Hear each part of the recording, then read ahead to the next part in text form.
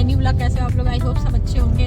आज है वट सावित्री, तो उसकी पूजा के लिए हम लोग गाँव जा रहे हैं। अभी रास्ते में हैं, तो हम लोग गाँव पहुँच के फिर वट सावित्री की पूजा करेंगे। तो आप बने रहिए हमारे ब्लॉग के साथ। गाइस हम लाइव आएंगे आज आपके साथ, और वहाँ से जुड़ रहिएगा। और 10:30 से 11 के बीच में हम लोग लाइव आएंगे, तो प्लीज़ बी विद अस। हाँ तो गाइस, जैसा कि आप लोग देख पा रहे होंगे, हम लोग आ चुके हैं पूजा स्थल में। और आप लोग देख रहे होंगे बैकग्राउंड में हमारा वट वृक्ष है, जो कि 1000 साल से ज़्यादा उम्र रहती है। और इस वट वृक्ष की पूजा है। क्यों इस वट वृक्ष की पूजा करते हैं, क्या है सती सावित्री की पूजा का उद्देश्य, इसकी परंपरा क्या है इसके पीछे का मान्यता क्या है, तो इसके बारे में सब मेरी वाइफ जानकारी देंगी। तो आप लोग जुड़े रहिए हमारे ब्लॉग के साथ। पूजा क्यों मनाई जाती है, क्या है इसके पीछे रीज़न क्या रहता है, मतलब क्या कहानी है, कुछ आप बताइए थोड़ा। हमारे जो पब्लिक है उनको जानना चाहती है।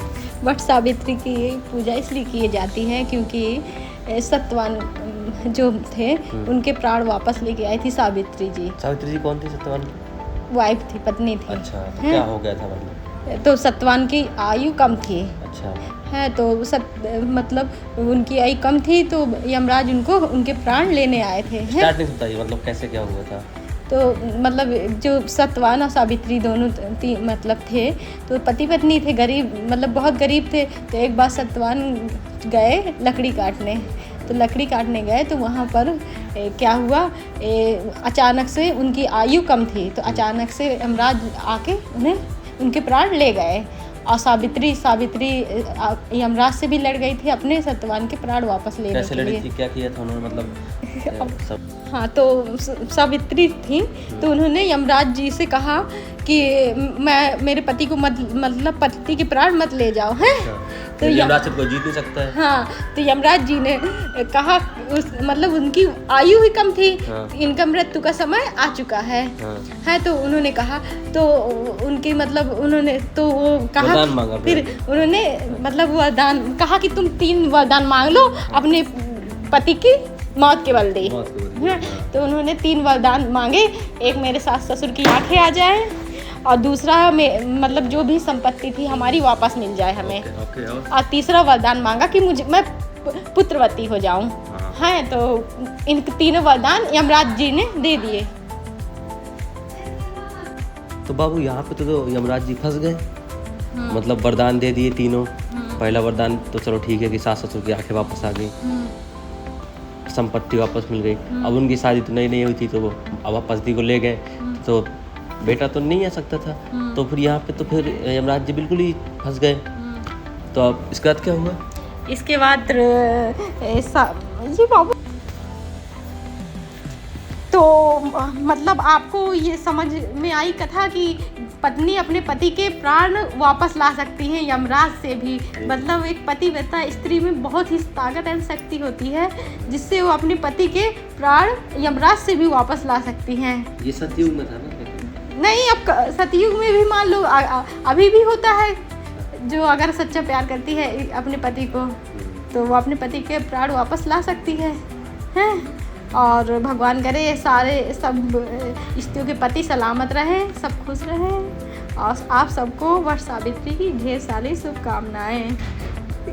तो गाइस, जैसे कैसा लगा आपको ये स्टोरी और ये जो कहानी थी, इसके बैकग्राउंड के क्या था, वट सावित्री पूजा क्यों मनाई जाती है। इसमें एक और तथ्य था कि जो यमराज इसमें पीछे हो जाता है, बोलता है कि मैं तो नहीं, यहाँ पे कोई है नहीं, तुम किससे बताओ जाके, कौन गवाही देगा कि मैंने तुमको 3 वरदान दिए, मैं अब नहीं मानता ये वरदान, मैं मुंह फेरता हूँ इस वरदान से। तो वह वहाँ पे वट वृक्ष था, जिसको बोलते बरगद का पेड़। तो बरगद का पेड़ ने जवाब बोला कि सावित्री जी ने बोला कि बरगद का पेड़ है, ये गवाही देंगे कि हमने आपने ये वरदान दिए, 3 वरदान दिए। तो फिर वट वृक्ष वो बोल पड़ा। तो इस कारण से ही वट वृक्ष की पूजा की जाती है। और स्त्रियाँ वट वृक्ष को बरगदाही अमावस बोलते हैं हमारे यूपी में, कि जो बरगद पेड़ की पूजा की जाती है उस अमावस्या के दिन। तो इसी दिन सती सावित्री की पूजा होती है। और यही पूरा कहानी है, इसका तथ्य पूरा वो निचोड़ है। तो बहुत ही शक्ति है, मतलब अब क्या बोलूँ मैं इसके बारे में, मेरी वाइफ ने सारा बता दिया है। तो गाइस कमेंट सेक्शन में जरूर बताइएगा आप लोगों को कैसा लगा ये ब्लॉग। और आप लोग वीडियोस देख रहे होंगे पूरा सारा। यहाँ पे कई सारी महिलाएं हुई हैं। तो ये सुबह से ही पूजा का कार्यक्रम यहाँ पे चल रहा था। हम लोग तो काफ़ी लेट पहुँचे थे, 12:30 के बाद आसपास पहुँचे थे। तो 1 घंटे का पूजा का पूरा समय लग गया हम लोगों को। तो काफ़ी अच्छा लगा यहाँ पर जाकर। हम लोग गाँव आए हुए थे, जैसे कि आपको स्टार्टिंग में बताया था, हम अपने मौदाह टाउन में आए हुए हैं। अब पूजा समाप्त करके हम लोग निकलेंगे थोड़ा देर में यहाँ से।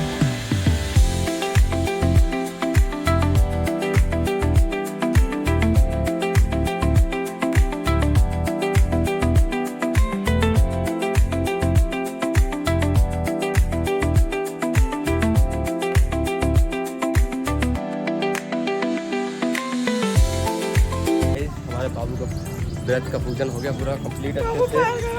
चलो चप्पल पहन लो, गाड़ी थोड़ा दूर खड़ी है, धूप लग रही है। बाबू कैसा रहा एक्सपीरियंस पूजा का? अपने गांव में पहली बार पूजा की है आज। हाँ, धूप काफ़ी ज़्यादा है हमारे मौदा में, बुंदेलखंड काफ़ी गर्म रहता है।